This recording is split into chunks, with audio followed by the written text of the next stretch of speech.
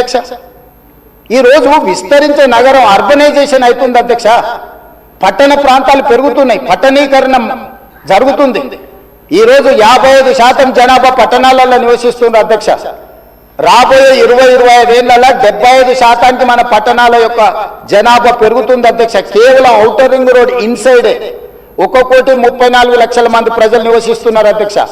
3,78,00,000 తెలంగాణ జనాభా ఉంటే outer ring road inside మాత్రమే 1,34,00,000 మంది నివసిస్తున్నారు అధ్యక్ష. అంటే ఇక్కడ మోర్ దాన్ 1/3. టోక్యో యొక్క సిటీలో తెలంగాణ జనాభా కంటే ఎక్కువ ఉన్నారు అధ్యక్ష. 4 కోట్ల మంది ఒక పట్టణంలో నివసిస్తున్నారు అధ్యక్ష. ఈరోజు ప్రపంచం అంతా పట్టణాల వైపు వేగంగా విస్తరణ జరుగుతుంది. దానికి తగ్గట్టుగా మనం నగరాలను అభివృద్ధి చేసుకోవాలి. అందులో భాగంగానే ఈరోజు వికసిత్ భారత్ ప్రణాళిక ఏంది? ఈరోజు అందుకోసమే ఆయన దుఃఖం చూడు, ఆయన బాధ చూడు, కడుపులో విషము ఎట్లా అంటే కడుపు నిండా విషయం. మూసీలో ఉన్న కాలుష్యానికంటే వీళ్ళ కడుపులలో అంతకంటే ఎక్కువ విషయం ఉంది అధ్యక్ష. విషం జిమ్ముతున్నారు. మీరు మూసీ కాలుష్యమే ప్రమాదం అనుకుంటున్నారు అధ్యక్ష. ఈ మనుషుల కడుపుల్లో ఉన్న విషయం మూసీ కాలుష్యానికంటే ప్రమాదకరంగా తయారైంది అధ్యక్ష. ఏం నొప్పి అధ్యక్ష? నేను ఎవరినైనా విమర్శించిన అధ్యక్ష? నేను ఈ ప్రభుత్వం ఏం కార్యక్రమాలు చేపట్టబోతుందో సభలో సభ్యులు మాకు తెలవాలని అడిగినారు. పాయల శంకర్ గారు ఏమడిగినారు అధ్యక్ష?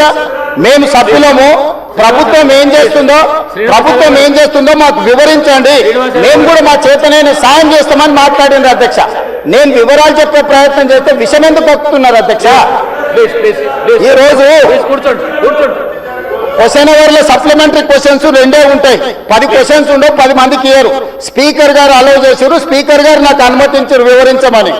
స్పీకర్ గారి అధ్యక్ష వాళ్ళ ప్రాధాన్యత ఏందో మీకు అర్థమైంది కదా అధ్యక్ష. ఈ చర్చ జరగవద్దు, ఈ నిజాలు ప్రజలకు తెలియవద్దు. విషం కడుపు నిండా విషం. మీరు కళ్ళు చూడండి అధ్యక్ష, అసలు వాళ్ళ కళ్ళలో చూడండి. వాళ్ళ కళ్ళగిన వేలే శక్తి ఉంటే ఆ విషపు కళ్ళతో చూస్తే మొత్తం కాలి బూడిదైపోయేటట్టు చూస్తున్నారు అధ్యక్ష.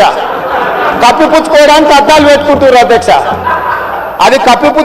అద్దాలు పెట్టుకుంటున్నారు అధ్యక్ష. అద్దాలు పెట్టుకున్నా మీ విషపు చూపులు ప్రజలకు అర్థమవుతాయి. అందుకోసమని నా మాట ఒక్కటే అధ్యక్ష. ఈరోజు తెలంగాణకు